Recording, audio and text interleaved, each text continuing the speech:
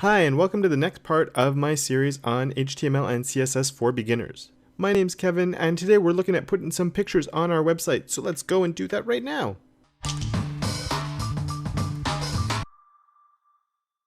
Now, images are a pretty big part of the web today. Without them, our pages would be pretty boring. So let's see what we can do. Now, image tags are one of the few that don't have a closing tag. One of the other ones we've already seen with that is the meta tag up here. So when we put our meta tag in, you notice I never close the meta tag. Other ones include things like BR and link, and yes, there is a link tag, but it's not the same as our A tags that we've already looked at. We'll worry about that later. And there's a few others that don't close, but there's not too many, and images are one of them. And it doesn't close because all the information we need is in the opening tag. So let's go and put an image in. The image tag is nice and simple. So I have my first paragraph here right after my first paragraph. Let's delete that comment that I don't need anymore and put in an IMG. And that's it. That's an image tag. But well, there's something missing, obviously. And it's a little bit like links. A link without an href doesn't really do anything because it's not actually linking somewhere. So an image tag just like this, let's save and refresh, and it makes a little space, but there's nothing there because the browser doesn't know what it's supposed to put there. Sadly, it's not the href attribute again. That would be too easy. And image, it's src, image source. So same idea as before, I put my two little quotation marks and we're good to go. So the first one I'm going to do, I've got this beautiful picture of a sunset right here. So I'm going to come here and do copy image address, and this is somewhere else on the internet. So I'm going to take that and I'm going to paste it right here. And I'm going to save that and hit refresh, and there's my sunset. So just like my links, this is an absolute path. This is somewhere else on the internet. I don't have a picture of a sunset on my computer anywhere. This is on another page that I found. If I'm linking somewhere else, I need to put the HTTP. Without that, the image will not work properly. But what if I have a picture that I took or a picture I have on my computer that I want to use? Well, it's a lot like this. And as I mentioned early on, everything we need has to be in our root folder. So I've already gone and saved a picture here, and I've put it into my root folder. So I have my index that we looked at in the last video. We created the page 2 really quickly. And then I have this hamster.jpg that I've brought in and just dropped into my first website folder that was on my desktop. So let's add that. Let's go and put this one after my second paragraph. So I'll come in here and put img src, and what I want to do now is I want to put the name of the file, so hamster.jpg. I'm going to save that, I'm going to refresh, and it didn't work. And if ever you see this, it means it can't find your picture. And I always have a lot of trouble spelling hamster, so because I put a P in there, hamster instead of hamster. Let's save that and refresh, and there comes my picture. So spelling is very, very important. That's the same for links, but it's a little different for links. If you're working on a link and you say I put Google without the E, well, it just won't find the page. So somebody clicks on it, it doesn't go where they were expecting it to. With a picture though, when you misspell it, so like me, I like spelling hamster with a P, it gives me this little broken image and it doesn't look so good.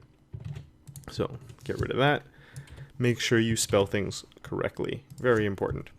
And there's my cute little hamster, and the page is looking much better now. There's something missing though. For an image tag to actually be valid and acceptable code, we need to include a second attribute. And the next attribute, so I'm going to come right after this quotation, I'm going to put a space and write ALT equals, and put my quotation marks. ALT stands for alternate text. It's pretty much a description of your picture. So a beautiful sunset.